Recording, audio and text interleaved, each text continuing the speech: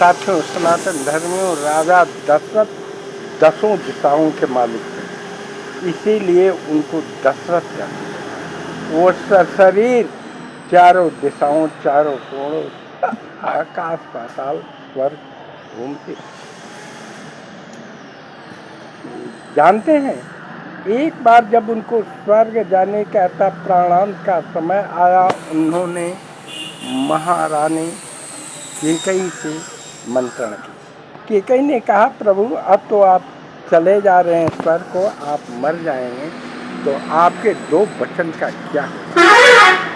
राजा दशरथ का और से मंत्रणा हुई कि ठीक है, हम दो वचन मांग लेंगे, जिससे पहला होगा भरत को राम को वनवास, और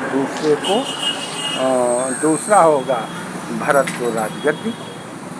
तो राम वनवास चले जाएंगे, अतः उनका तिलक नहीं होगा, और दूसरी बात कि भरत को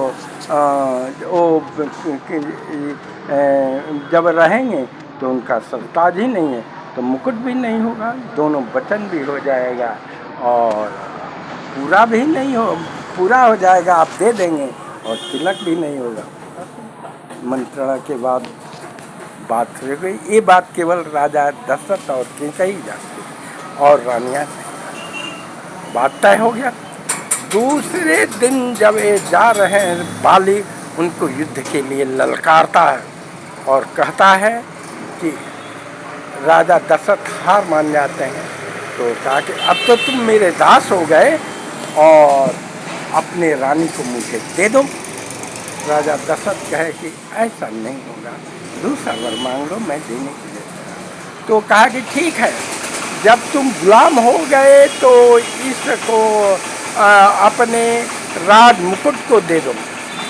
और तुम राजा दशरथ कहे ठीक है, मैं ऐसा कर दूंगा, और राज मुकुट को अयोध्या के राजा का मुकुट अपने, ये केवल कैकेयी और राजा दशरथ ही जानते हैं। दूसरे दिन राजा दशरथ और कैकेयी में मंत्रणा होती है कि हम लोग ऐसा करते हैं, तो रानी कूप महल में जाती है और अपना वचन मांगती है। दशरथ जी तो सब जानते ही है, तो कहा कि पहला राजा दशरथ को, राम को 14 वर्ष वनवास, और दूसरा भरत को राजगद्दी।